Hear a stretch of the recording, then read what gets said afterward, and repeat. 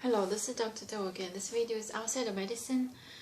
Continue the book of Ecclesiastes. I finished chapter 2, actually the first part of chapter 2, and there's one part of chapter 2, and move on to chapter 3. So I'm going to read it first. Toil is meaningless. So I hated life, because the work that is done under the sun was grievous to me. All of it is meaningless, a chasing after the wind. I hated all the things I had toiled for under the sun, because I must leave them to the one who comes after me. And who knows whether he will be a wise man or fool? Yet he will have control over all the work into which I have poured my effort and skill under the sun. This too is meaningless, so my heart began to despair over all my toilsome labor under the sun. For a man may do his work with wisdom, knowledge, and skill, and then he must leave all he owns to someone who has not worked for it. This too is meaningless and a great misfortune. What does a man get for all the toil and anxious striving with which he labors under the sun? All his days his work is pain and grief, even at night his mind does not rest. This too is meaningless. A man can do nothing better than to eat and drink and find satisfaction in his work.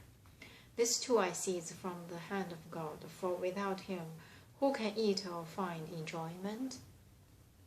To the man who pleases him, God gives wisdom, knowledge, and happiness. But to the sinner he gives the task of gathering and storing up wealth, to hand it over to the one who pleases God. This too is meaningless, a chasing after the wind. A time for everything. Chapter 3.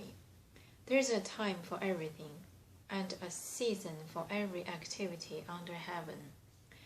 A time to be born and a time to die, a time to plant and a time to uproot, a time to kill and a time to heal, a time to tear down and a time to build, a time to weep and a time to laugh, a time to mourn and a time to dance, a time to scatter stones and a time to gather them, a time to embrace and a time to refrain, a time to search and a time to give up, a time to keep and a time to throw away, a time to tear and a time to mend, a time to be silent, a time to speak, a time to love and a time to hate, a time for war and a time for peace.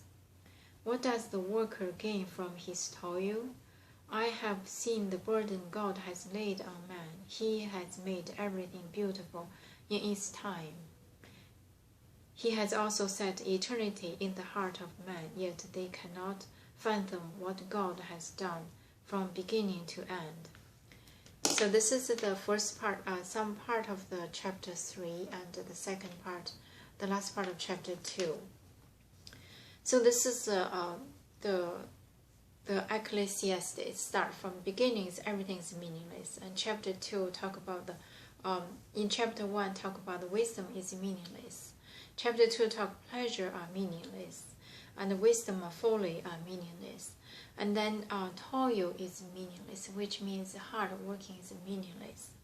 So this is, so I hated life. Start from, he hated life. Because the work that is done under the sun was grievous to me, all of it is meaningless. Chasing after wind, I hated all the things I had toiled for under the sun, because I must leave them to the one who comes after me. I think this the central meaning for this thing. Everybody has to meet their destiny the day of the last. So he probably, I was not saying when did he write this, but probably at his old age, the days counted. So he feels like, I work hard whole life, now I'm going to die soon. Everything leave to my successors, wherever he is. He might be wise, might be fool. So this is, I think the deep meaning is probably saying that everybody has to go one path at the end of the day. And who knows whether he will be wise man or a fool, yet he will have control over all the work into which I have poured my effort and skill under the sun. This too is meaningless. I think it's just saying that he has to meet the last day. So my heart began to despair over all my toilsome labor under the sun. For a man may do his work with wisdom, knowledge, and skill, and then he must leave all the alms of someone who have not worked for it. This too is meaningless and a great misfortune. What does a man get for all the toil, anxious striving with which he labors under the sun? All his days he works his pain and grief, even at the night his mind does not rest. This too is meaningless. So this saying the hard working, striving so hard to accumulate either the honor, the possessions, and then eventually it's gone when you're gone. So this, I think, if you think deeper, Solomon is not the one who established the throne. David really has been really experiencing so much toilment compared to him. And that's the life-death situation. But Solomon probably worked hard with wisdom to build, not establish, but to build and expand. That's also effort. So that's probably he feel the whole life long striving, work hard to spend his to extend his father's establishment. That's a toilment, and then he's going to pass on to his son, because I think his concern is whether his son is wise enough or not wise enough. So he thinks this too is meaningless.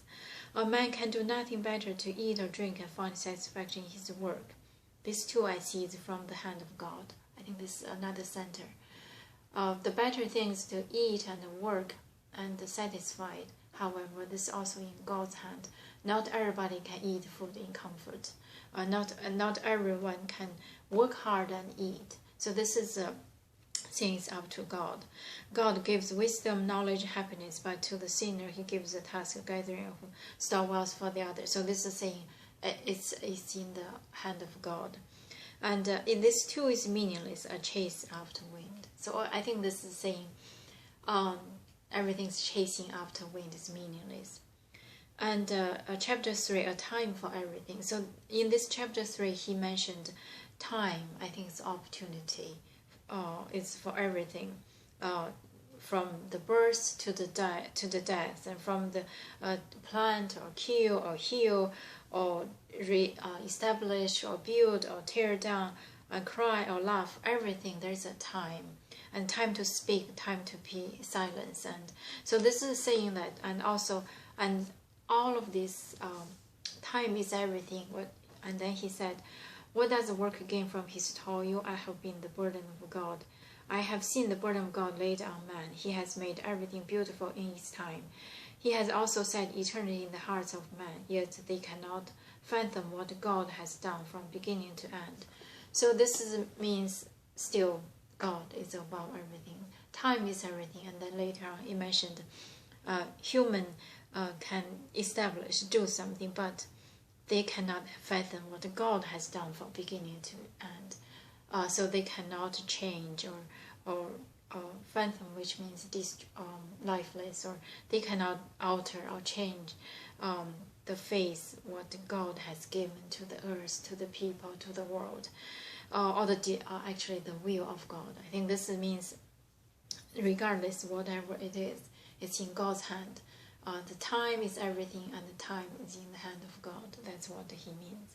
I think that's how I understand. And I'm going to stop here and hope that you can read and interpret in your own way. Thank you for watching.